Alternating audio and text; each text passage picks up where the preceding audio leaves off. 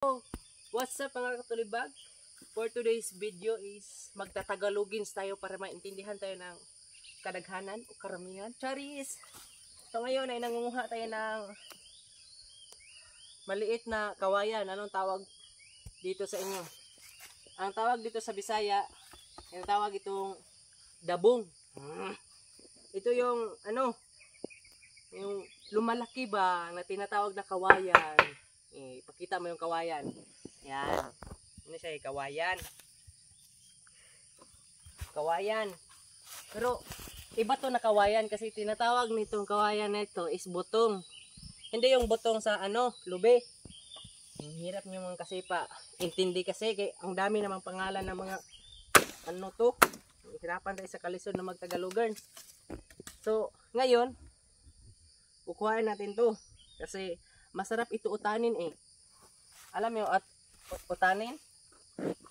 Hindi nyo alam kung ano yung utanin. So, sa pagkuha nito, tutugsukin mo lang dito sa ibaba. Ipapuok mo yung kutsilyo mo o anong tawag sa inyo? Sundang. Dito sa ilalim ng puting ilaw. Yan. Ganyan.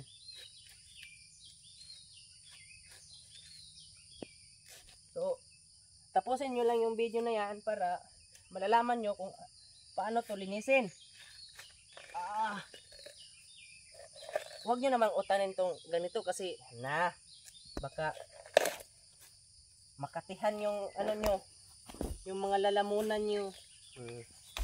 Hindi na kayo makakain ng masarapins.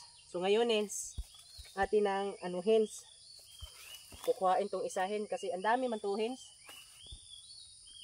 Saan ba ito natin kukuhain? Ito lang. Dito lang.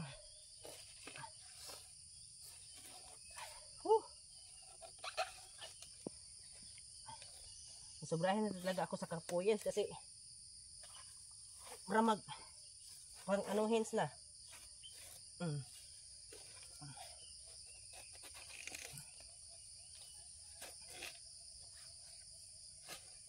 Sarapan. Parang matigas pa rin. Tugsukin natin dito sa asin.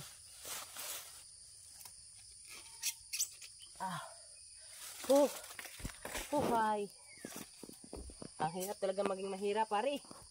Kasi hindi natin maanuin.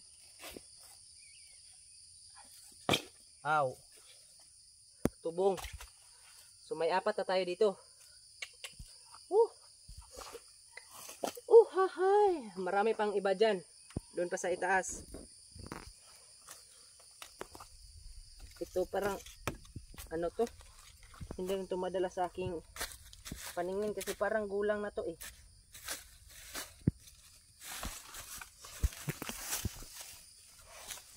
Yan. Limpyuhan natin para makitain yung mga hens. Pakita mo naman yung hen natin. Yung alam mo yun, yung dabungin. Masarapin kito. Ang liit pa nito. Bata pa lang ako, ganito na tinatrabaho ko.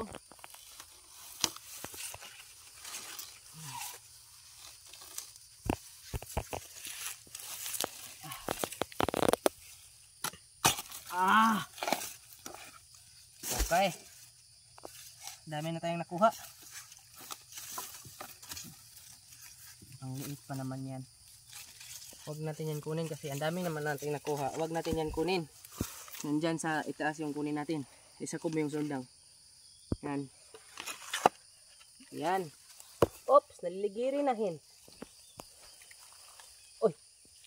Parang bumalik sa maba. Yun. Oy. Huwag kang bumalik. Oops. Oy. Yan. 5 yan, kabuok yan. Yung body lang natin yung kukuhanin kasi ang liit hens pa hens. Sa susunod na naman yan.